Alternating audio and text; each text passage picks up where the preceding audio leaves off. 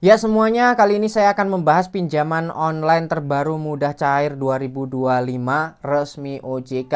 Jadi aplikasi apa yang akan saya bahas kali ini? Silahkan disimak sampai akhir supaya teman-teman tidak gagal paham. Saya akan kasih tahu selengkap mungkin, sedetail mungkin, supaya teman-teman bisa berpikir kembali sebelum melakukan pinjaman online di aplikasi ini.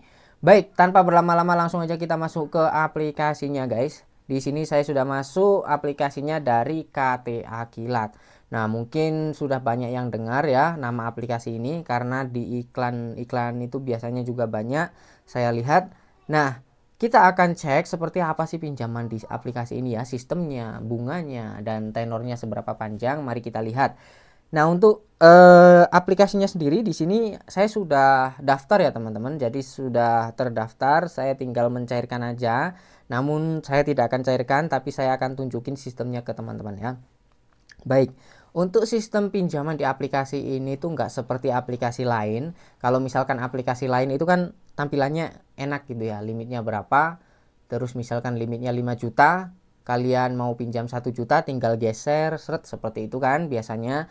Nah, kalau di sini tidak teman-teman. Perhatikan saja di sini sedikit membingungkan user interface-nya ya, apalagi buat teman-teman yang tidak terlalu familiar dengan user interface seperti ini, maka akan bingung ini maksudnya gimana gitu. Nah, di sini pinjaman 1.200.000, 1.600.000, 1 juta, 2.600.000 dan 3.800.000 ya. Jadi maksudnya adalah ketika teman-teman mau mencairkan itu harus pilih salah berapa ya. Pokoknya salah satu itu nggak bisa. Misalkan ini salah satu. Nah, ini harus ya, harus memilih paling tidak 3 teman-teman ya, paling tidak 3. Nah, ketika teman-teman sudah minimal 3, teman-teman bisa klik pinjam sekarang, maka nanti akan dapat salah satunya seperti itu ya.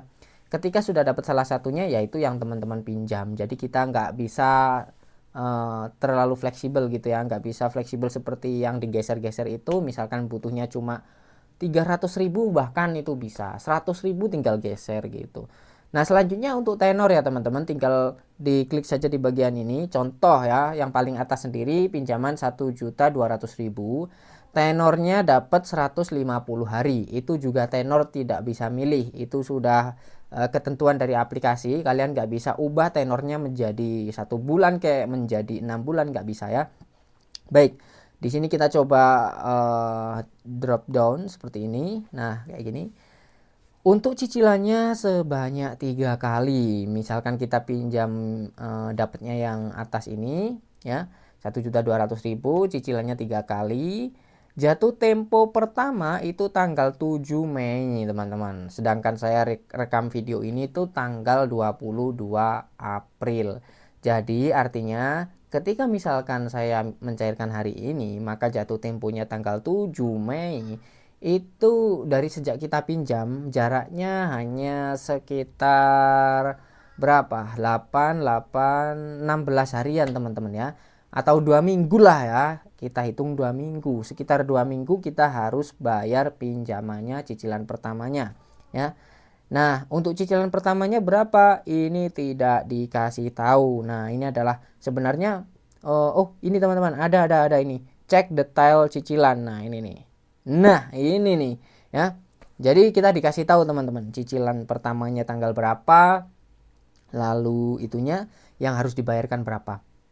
Misalkan saya pinjam 1.200.000 ini, perhatikan cukup mengagetkan ya. Jadi cicilan pertama 1.135.000.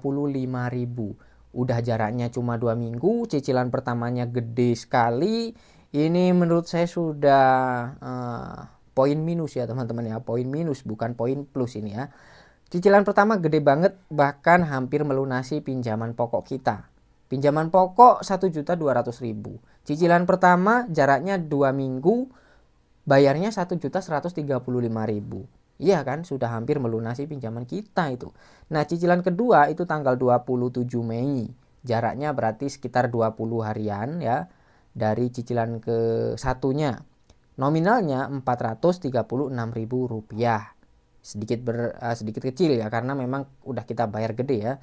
Cicilan terakhir tanggal 3 maksudnya cicilan ketiga itu tanggal 19 bulan 9. Buset. Jadi selama 1 bulan itu di dalam bulan Mei kita udah bayar cicilan sebanyak 2 kali teman-teman ya. 1.135.000 dan 436.000. Dan cicilan ketiganya itu tanggal 19 September bulan 9, masih jauh. Jadi Mei, Juni, Juli, Agustus.